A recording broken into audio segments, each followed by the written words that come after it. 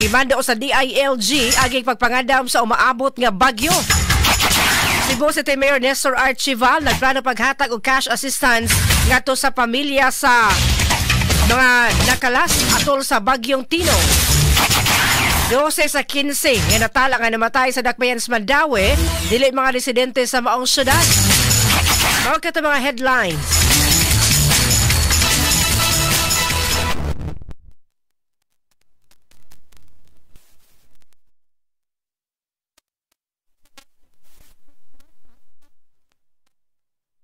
Tungkol sa ating mga balita news update. Ano karong Biyernes mga kasama, weekend na sa November 7, 2025. Kumusta yung kahapon nun karon mga kasama? Pero taon-taon mo, kuha tag latest weather update ikan sa Pag-asa magtay. Labi na sa hulga nining laing bagyo. Nakitakda nga musud sa Philippine Area of Responsibility (CONPAR) karong weekend. Apat ari una ta sa ato mga balita ning kahapon nun karon. Si Cebu City Mayor Nestor Archival nagplano paghatag og cash assistance ngadto sa pamilya nga taga Dakbayan nga adunay sakop sa pamilya nga nakalas atol sa bagyong Tino. Kasama mo sa balita Radio Man, Eli Bolunos.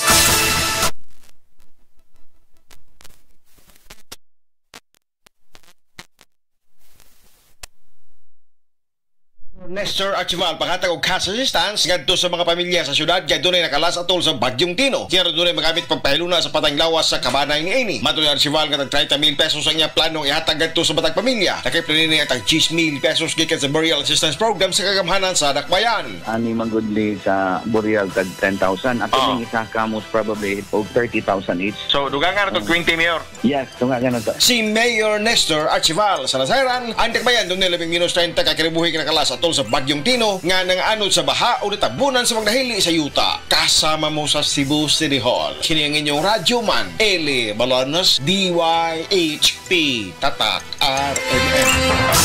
Radyo mo nationwide. DYHP RMN Cebu, the official #1. Radyo mo nationwide. At oras sa 5:21 sa kahaponon mga kasama, imando karon sa Department of Interior and Local Government kon DILG ngadto sa mga lokal nga kagamhanan nga mohimo og preemptive o mandatory evacuation sa mga high-risk communities sa adlawng Domingo, November 9. Subay sa padayong pagkusog isip tropical storm ni Fong Wong paingon sa Philippine Area of Responsibility (CONPAR). Kini nga mando subay kini sa kahigayon nga direktiba ni Presidente BBM atol sa tigong maghimo sa national ug local agencies aging pagpangandam sa umaabot nga bagyo. Mando usab ang pagpangandam sa mga evacuation centers og supply, sakip na ang power sources para masiguro ang insaktong management sa mga mubakyo.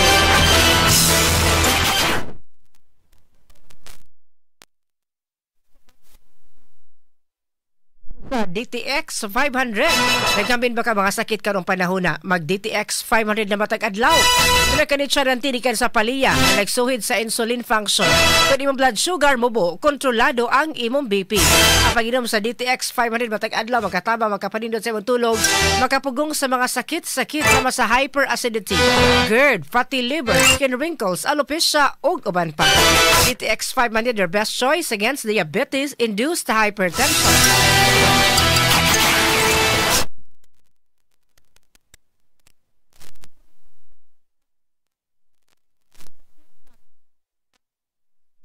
Sa Mandaue atol sa pag-igo sa bagyong Tino, dili mga residente sa maong syudad. Kasama mo sa balita Radio Man, Ken Galenia.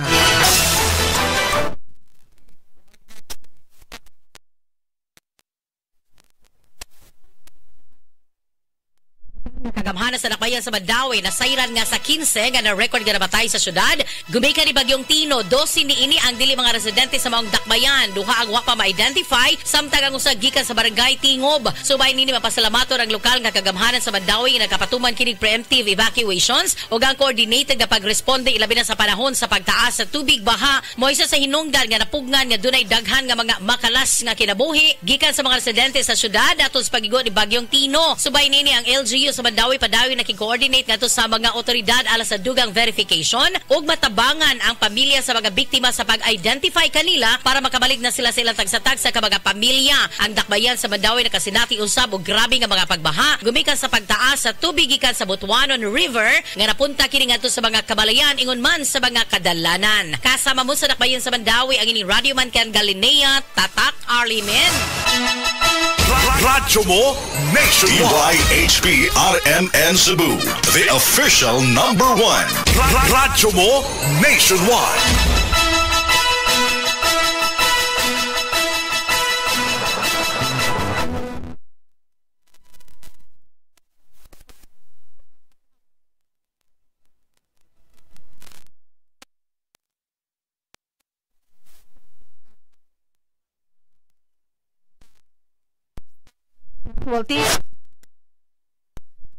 Sa PDRRMO yun man sa EOC mga kasama din sa provincial capital tumikan kay maabot na ngadto sa 144 kon 144 ang mga nakalas kon di Bagyong Tino. Kasama mo sa Balita Radio Man RV Veloso.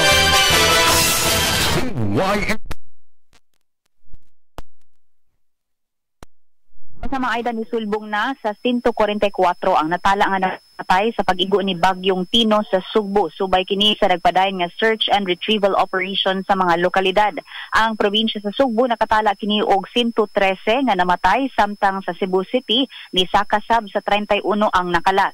Sa maong datos nakatala gihapon og pinakataas nga kaso sa namatay ang lungsod sa Liloan nga adunay 39, sa Compostela 31, Mandaue City 14, Balamban 11, Danao Siyam, Talisay 7, Consolacion usa, Bantayan usa, Asturias 2 ug ingon man sa Tabugon usa.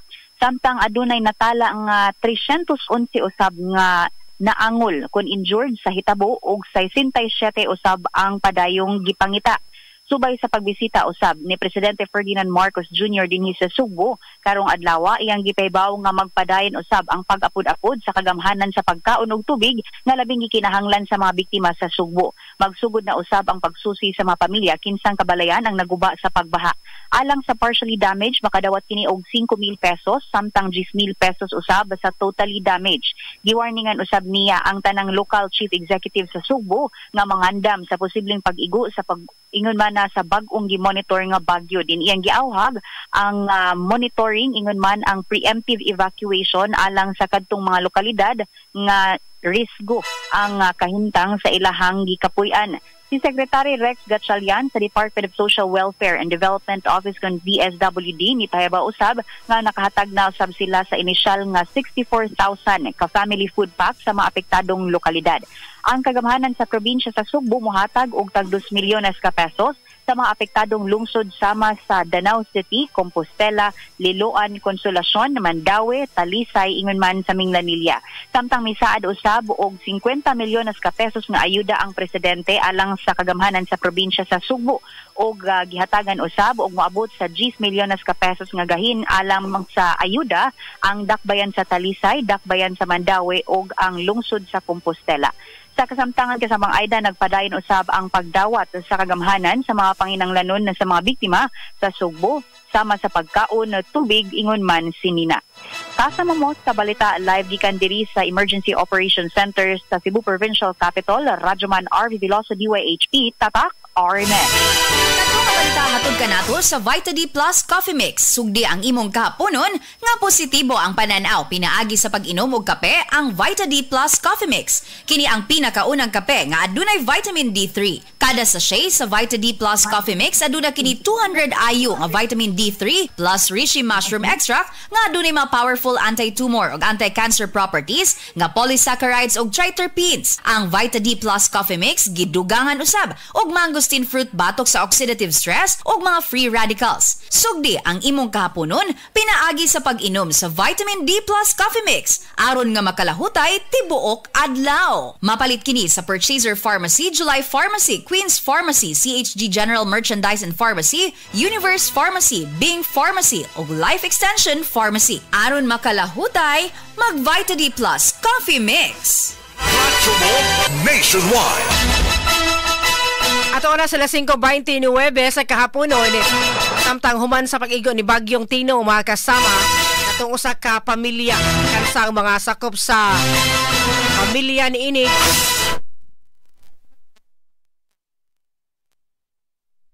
sa katapusang pahulayan atong sutaon ko asa ilubong og kanusa sa mga namatay sa taga-barangay Bakayan sa Dakbayan sa Subo.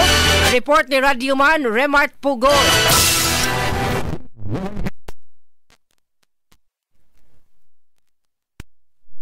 Yes, Radyoman Aida, ilubong na sa Talamban Cemetery karong umabot Lunes of Buhon, Nobyembre 10, kining mga membro kasamang Radyoman Aida sa pamilyang Yusores nga nakalas human sa miigong Bagyong Tino dinhi sa Sugbo kasamang Aida. Sa atong report nga ginubuntag sa straight to the point ni Attorney Rufil Banyok, siyam naman sa maong membro sa mga maong pamilya kasamang Radyoman Aida ang gihaya na karon diha sa Bakayan Gymnasium, Barangay Bakayan ning Dakbayan sa Sugbo kasamang Radyoman Aida. Samtang ang laing usa ka pating lawas nga hingpit na nga gi-claim sa iyang tagtungod o pamilya, gidala na dito sa Zamboanga, Sibugay ug adto hayaon og ilubong kasamang Aida. Samtang lain pang pating lawas ang wa pamahatod no sa Bakayan Gymnasium tungod kay napagyapon ni sa Rolling Hills Memorial Chapel kasamang Aida tungod kay naa ni sa state of decomposition apan plano gihapon sa mga pamilya nga pusto na lang ni og ihaya gihapon diha sa Bakayan Gymnasium kasamang Radyoman Aida. So sa 13 ka miyembro sa maong pamilya kasamang Radyoman Aida, 11 man ang natalang namatay, nakasuman sa maong bagyo o napo niini ang gilauman kasamang Aida no nga mahatod sa kapalangdayon diha sa Talamban Cemetery kasamang Radyoman Aida. So far ang mga pating lawas nga gihaya karon diha sa Bakayan Gymnasium mao sila si Gina Bitinol, Kevin Bitinol, Christine Venus Yusores, kini si Christine Leopoldo tuwa na ni sa Zamboanga, Sibugay. Laing pa tayong lawas nga gihaya na diha sa maong Gimao si Dinavi Yusores, Quincy Yusores, Kathleen Yusores, Amelia Yusores, Abigail Yusores, Chris Jean Yusores o ang patayong lawas ni Azinia Yusores gipaabot paghihapon nga mahatod sa maong gymnasium kasamang Aida. So sa atong pakiginabi sa mga tagtungod sa maong mga biktima Radyoman Aida na sabutan nila po na nakimiting man sila kaganina sa mga barangay officials po sa Bakayan Gymnasium nga kadong Lunes pohon ilahan ang lubong ang mga ilahang pamilyang nakalas ka sa Radyoman Aida kay wag advice nga hayaon pa ni sa dugay panahon dugay o oras ka sa mga Radyoman Aida tungod kay ana pod mag-anom sa pag state of decomposition ng Radyoman Aida. Di isa lang nila paaboto ni Radyoman Aida no kay hangtod karon missing pa man gihapon ang duha ka mga membro sa ilang pamilya nga kini si David Yusores ug si Janro Alilin nga hangtod ning mga oras hangtod karong adlaw wa paghapon sila impormasyon nga nakuha ka sa mga Radyoman Aida wa pa nila makit-i ang ilahang duha ka miyembro sa ilahang pamilya kasamang Aida. So iuna lang sa nila haya kini nga na po ka mga patayng lawas ug ang duha ka sa mga Radyoman Aida ila pa pud nga padayong gi pangita no ang maong missing sa ilahang pamilya kasamang Aida. Samtang kagabi kay dumduman nga nibisita man si Senator Bongo matud pa ka sa mga Radyoman Aida no nga nakadawat ni sila taga 5,000 pesos nga cash assistance, financial assistance gikan sa senador ato mga naabtan galib na interview si Senador Bongo kasamang Radyoman Aida. Matud ni Ma'am Daisy Naranjo, usa sa mga tagtungod o kapamilya sa maong mga biktima no nga 5,000 pesos ang ilang nadawat mataga patayng lawas pero kagabi kasamang Radyoman Aida atol sa pag bisita ni Senador Bongo unong pamanto sa mga membro sa maong pamilya ang mga patayng lawas ang niabot sa maong gym. So ato nang i-verify kasamang Radyoman Aida kung ang unom lang ba no ang nahatagan og financial assistance ni Senador Bongo o giapin na lang po to kung ubang nakalas kasamang Aida. So pagkakaroon ng ato ang update nga karong Lunes pohon November 10 diha sa Talamban Cemetery ning Dakbayan sa Sugbo anha ihatod ang kapahulayang dayon ining usa ka pamilyahan ning taon nga na ang nahiaguman na matay nakalas kasamang Radyoman Aida tungod sa bagyong miigo sa Sugbo. So ato la po ning sundan kasamang Radyoman Aida ilabi na nga hangtod karon missing paghapon ang duha ka mga miyembro sa ilang pamilya nga kini si David Yusores nagpangindaron og 11 years old o si Janro Alili nagpangindaron og 23 anyos kasamang Radyoman Aida. So far kana lang ang update sa nahiaguman sa hinanaling kamatayon ni ining mga usa ka pamilyang Yusores kasamang Aida diya sa City Comon, Barangay Bakayan ning Dakbayan sa Sugbo. Kasama mo sa balita, Radyoman Robert Orestila Pugoy DYHP Tatak Araben.Ag-uuma nga big time drug pusher sa isla sa Camotes, gibaybas sa kapulisan. Kasama mo sa balita, Radyoman Arnold Bustamante.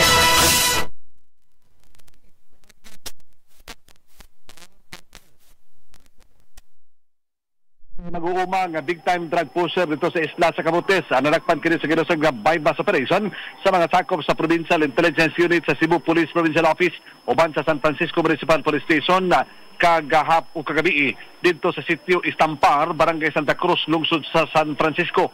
Ang suspitsado gilang si Michael Gonzalez Sustino, 49 anyos, nga residente ng Rapod sa mga lugar nga nagkuhanog dakong puto sa kituang sabog nga mutimbang sa 505 gramos nga doon ay standard drug price nga 3.4 million pesos. Ang mga nasakmit or ang mga nasakmit kanilang nga drugas ang ginusunod kini sa PNP Forensic Unit alang sa himon nga chemical analysis sa gihimong investigasyon sa PIU sa CPPO nga si Sustino mo'y leader sa drug group nga naglihok sa tibok isla sa Camotes o ginakining nga na-validate sa naga undercover agents o man migawas ang pangalan ini sa komunidad o man makuha ang tanang impormasyon gila sa gilayon ng entrapment pinagi sa bypass operation o malampuso nila nga nadakpan ang suspitsado base sa kasayuran nga ang tinubdan sa legal nga drugas ni Sustimo gikan sa nakalain-lain nga drug personality nga naa sa sulod sa mga custodial facility o gikan usab sa gawa sa Sugbo. Ang mga pangalan sa mga suspitsado ipabos kini sa kapulisan sa validation sa pakigalayon sa Bureau of Jail Management and Penology o sa ilang counterpart sa ilang lugar sa nasod. Una na nga nadakpan si Sustimo na itong 2015 para kagawas na itong 2022 sa kaso gihapon sa illegal nga drugas. Gigaw magkamaligya kini og usa ka kilo nga shabu matag semana depende sa demand sa iyang mga customers. Gandam na sa ang kaso nga kanapasan sa Section 5 o 11, Section 2, Republic Act 9165 batok sa suspitsado. Kasama mo sa Cebu Police Provincial Office ang inyong Radyoman Arnold Bustamante DYHP Tatak Aramen. Radyo mo DYHP RMN Cebu, the official number 1. Radyo mo nationwide. At oras sa 5:38 nasa kahaponon, mayong pagpaminaw o shout-out di sa Pilar Camotes. Si DJ Ayada Borinaga mayong hapon di sa Pilar Camotes ug sa mga Pilaranon di sa Camotes Island. Nakabalik na ang kuryente sa lower poblasyon, upper poblasyon, Barangay Esperanza ug sa Barangay Dapdap. Unya sa pagkakaron sinati ang mga paghangin-hangin nya dagko di ang mga bawod sa kadagatan amping mo di kanunay ha. Nya matud pa need pa og mga food packs gyud diri sa Pilar Camotes. Mayintag maabta na mo diha ano unya ubay-ubay nga mga tabak ang maabot na diha sa isla. DYH Unas Weather Update. Mga kasama nining nagdangadangan na usab o naghulga na usab nga laing bagyo diri sa Pilipinas. Atong i-check o sa may latest monitoring karon sa Pag-asa Mactan with the specialist Joseph Merlas sa Pag-asa Mactan. Sir Joseph, maayong hapon. Maayong hapon na sab, Mamayda, o sa ito mga suking tigpaminaw ug mga latest weather update para sa musunod nga 24 oras. Ang atong gi-monitor nga si Severe Tropical Storm Pungwong, mo ang international name sa posibleng mangsud nga bagyo nga si bagyong Uwan. Nga ana pa gawa sa atong Philippine Area of Responsibility hapan gihatag gauna-una nataghatag og local name ani tungod kay nanapod tay wind signal nga nakaisa karong hapon asog alas 5 sa hapon. Ug sa atong latest na data nimutang ni maong Severe Tropical Storm 1 diha sa 1,175 kilometers silangan nga bahin sa may Eastern Visayas. Aduna na ning hangin nga moabot og 110 kilometers per hour dosing sentro ug adunay pagkuso-kuso sa hangin ug gastines nga dili molapas sa 135 kilometers per hour. Pakasad pa niya ang pag-irog pa karon sa gipaspason nga 25 kilometers per hour. Nana tay mga tropical cyclone wind signal number 1 diri sa Kabisayan tungod kay lapad ni maong bagyo ngayong diametro. tropical cyclone number 1 na diha sa may Northern Samar, Eastern Samar, Biliran, Leyte, Southern Leyte, apil na diri sa northern ug central portions sa Cebu, aning mga lugar sa Midilien, Dan Bantayan, City of Bogo, Tabugon, San Remigio, Tabuelan, Borbon, Sugod, Tuburan, Catmon, Carmen, Danau City, Compostela, Liloan, Consolacion, Cebu City, Mandawi City, Cordoba, Asturias, Cebu City, Balamban, City of Talisay, Toledo City, Minglanilla, apil na ang Bantayan ug Camotes Island. Samtang nasabtay wind signal number 1 diha sa northeastern portion sa Bohol, ang mga lugar sa Hitafe, Talibon, Buenavista, Trinidad, San Miguel, Ubay, Alicia, Mabini, Bienvenido, sa President Carlos P. Garcia o Pitugo, o diha sa may northern portion sa Negros Occidental, northeastern portion sa Capiz, apil na ang northeastern portion sa Iloilo. Posible samtang makaduol ni maong bagyo, posible pang ubang bahin diri sa Bisayaan or Central Visayas maubos aning signal number 1. Kining mga under sa signal number 1 adunay masinati up sa mosunod nga 36 ka oras nga 39 up to 61 kilometers per hour nga hangin. Adunay minimal to minor threat sa kinabuhi ngun man sa kabtangan. Og say mapaabot na to nga paglihok ani maong bagyo in the next 24 hours westward o pakasadpan niyang movement ug mga adlaw magsugod na ni paglihok west-northwestward o pakasadpan amin ang kasadpan nga to na sa mosunod na mga adlaw samtang mulanpol diha sa mga areas diha sa Luzon. O gibanabana nga karong gabi ugma sa buntag makasud na ni sa atong Philippine Area of Responsibility. O ato ang mga landfall points posible within diri sa may southern portion sa Isabela o diha sa northern portion sa Aurora. Posibleng mulanpol ni Domingo sa gabi o Lunes sa buntag. Pag kumanyag landfall ani mga areas, iyahang labangon ang mountainous areas o mountainous terrain diha sa northern Luzon o makagawa sa West Philippine Sea sa Lunes sa buntag o sa hapon. Og in the next 24 hours, ang Tibuok Kabisayan lakip ng probinsya sa Sugbo aduna by generally fair weather condition. Kasarangan nga tempo sa panahon gawas lang ani mga pipila, mga patak-patak ug mga lumalabay na mga pagulan dala pa ni sa localized thunderstorms. Og mga adlaw ang critical na to labing samtang makaduol ni mga bagyo Sabado, Domingo ug sa Lunes ani mas duol ni bagyo maong aduna tay mostly cloudy skies na ta ug mga adlaw nga to na sa Domingo. Di na kayo init gyud kayo magpasulabing init sa adlaw na nay mga pagpanagom mohabol kaning trough o hinungaw may mohabol makaapekto nato diri sa Kabisayan at nasa probinsya sa Sugbo o Central Visayas o makasinati na sadta karong weekend ato na sa Lunes aning okasyon sa paggusog sa ato ang hangin man pagkabaluron sa atong kadagatan. Maong karon pa lang ato nang giabisuhan to mga aksyon ng mananagat labi na nag-iyagag mayong sakyan ng pandagat na dili sa mulawig musungasong sa mga dagkong mga balod og atod kay nanapod tay wind signal nanapod tay suspension sa ato mga sea travels sugod karong hapuna adto na karong weekend samtang makaduol ni maong bagyo. Kung katong mga lugar nga wala na ubos aning wind signal expected po ta napod tay mga gale warnings o mga posibleng malimitahan na sabang pagbiyahe nato sa ato ang kadagatan. Maong continuous monitoring ta aning isgutan nga si Bagyong Juan. Atong sunod nga bulletin issue karong alas 11 sa gabi. Og matong latest kindi sa buhatan sa Pag-asa Mactan Visayas do Este, kini Joseph Merlas, maayong hapon.